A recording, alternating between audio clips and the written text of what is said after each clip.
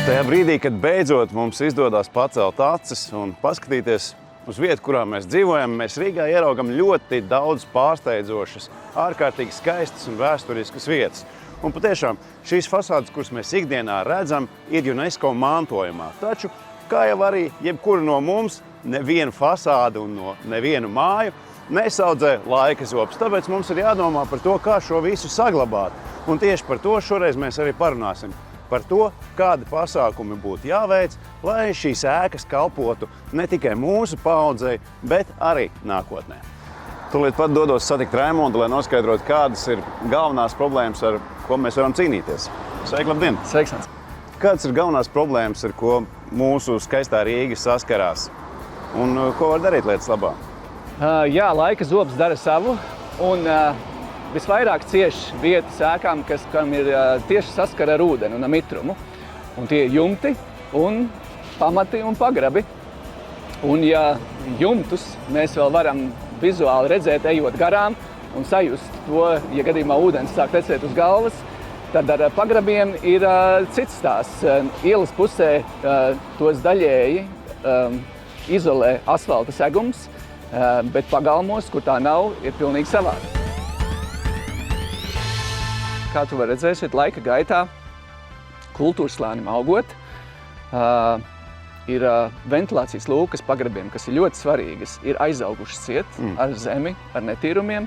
Pagrabs vairs nav ventilējies un paaugstināti mitruma ietekmē konstrukcijas, metāla konstrukcijas ir pilnībā sarūsējušas un līdz ar to pārsegumi sāk krist iekšā. Šis ir interesants gadījums šajā objektā, kad ir pagraba telpas ne tikai zem mājām, bet arī zem visa pagalma.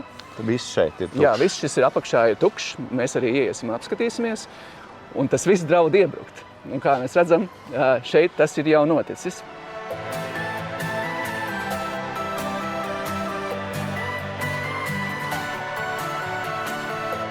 Šie pagraba pārsegumi vecajām mājām, kas ir vairāk par 100 gadiem jau, parasti ir veidoti arkveida.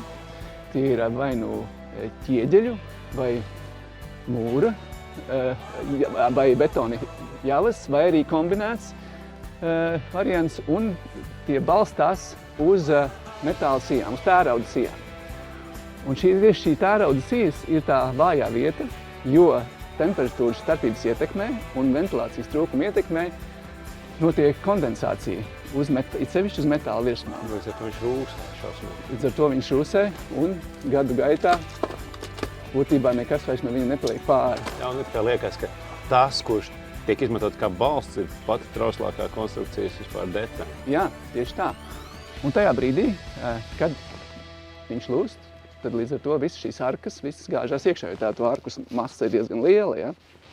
Un tas jau tajā galā, kā mēs redzējām, ir noticis. Un tas notiek ne tikai ar šiem mazajām sijām, tas notiek arī šīm lielajām maģistrālajām sijām, kas tur to lielo smagumu. Šis pārsegums kalpo ne tikai kā pirmā stāva grīdas balsts, bet tas kalpo arī kā mājas pamatu pretspiediens. Un sabrūkot pagraba pārsegumam, zūd šis pretspiediens uz mājas pamatiem, un tas būtiski apdraud visas mājas struktūrālo noturību.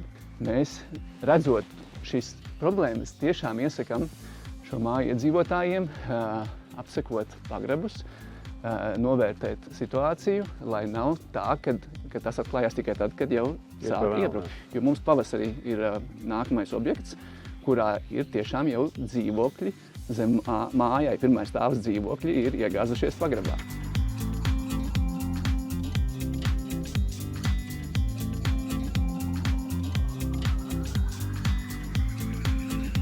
Šī ir tā burvīgā diena, kad beidzot mēs atjaunosim šo pagalmu, jeb pagrabu un pieliesim to ar ko? Ar šūnbetonu. Ideālu materiālu šim gadījumam. Šajā situācijā vispār pat īsti alternatīvas viņam nav, jo šajā pagalmā iebraukt iekšā nevar ar lielu iekārtu, ar Iekrist lielu iekšā. smago mašīnu, plus vēl svars, viņi iekrist uzreiz iekšā. Ja? Un tad arī, ja pat varētu, ko tad mēs darītu te ar pašizkrāvēju, ar granti vai ar šķembu, ja? Kādā veidā mēs viņu dabūtu iekšā līdz griestiem piepakotu. Tas burtiski ir gandrīz neiespējams. Tas nozīmē, būtu viss pārsegums jānojauc, ja? Un tas maksātu ļoti dārgi, tas viss būtu jāizved projām. Ja? Tad tieši tas, ka viņš ieņem visas tās vietas. Jā, un viņš, pasties, mums iekārta stāv uz ielas, ja? Un tad pilnīgi gandrīz klusums ir. Un tikai šļauka ienāk 8 cm diametra šļauka, to mēs varam ielikt kaut vai mazā caurumiņā iekšā un mierīgi piepumpēt, klusi nevienu netraucējot. Arī izmaksu ziņā šis risinājums ir vairākas reizes izdevīgāks un lētāks nekā jebkura cita nostiprināšanas metode, ko varētu mēģināt izmantot. Mazliet nereāli sajūta. It kā tu lej betonu, bet viņš ir ļoti viegls. Tā sajūta ir, ka viņš vieglāks kā ūdens. Jūtu, tā šļauka ir smagāka nekā tas materiāls, kas nāk ārā. Un šis materiāls arī ir... 3 reizes vieglāks nekā ūdens. Jā, viņš ir vieglāks kā ūdens. Neticami. Pats materiāls, tad, kad tiklīdz viņš ir sacietējis, veido monolītu masu, tātad tam ir perfektas slodzes izkliedes īpašības, bet tāpēc, ka tas ir tik viegls, tikai 300 kg uz kubikmetru, viņš nekad nenosēdīsies gruntī, jo viņš ir daudz vieglāks nekā grunts, uz kuras viņš atrodas. Tātad arī pārējie objekti apkārt, kas mums ir mājas, necietīs viņa pamatā. Jā, tad šumbetona siltumizolācijas īpašības, viņam ir tikai 2 reizes augstāka siltuma caurlaidība nekā putu polistirolam. Tas nozīmē, ja šeit mēs esam aizpildījuši vidēji 1,80 m līdz 2 m biezumā, tas ir tikpat daudz, cik 1 metrs putu polistirola. Tas saprot? Nav tas cokals jāapstrādā, nekas jādara, lūk, viņš arī kā siltumizolācijas materiāls. Un arī iekšā pirmā stāva iedzīvotājiem, tad grīda ir tik silta, ka nemaz siltāk nevar iedomāties. Nu, nav nekādi slāņi jāliek, un tas ir izmaksas viss, un tas ir milzīgs ietaupījums visai mājai līdz ar to.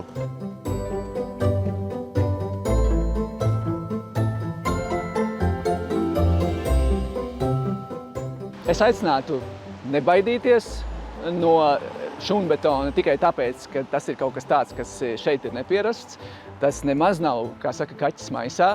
Par to var pārliecināties paši, ievadot internetu pārlūkā jebkurā valodā, pat ne latviski, un būs ļoti daudz informācijas par šumbetona pielietojumiem un par tā īpašībām.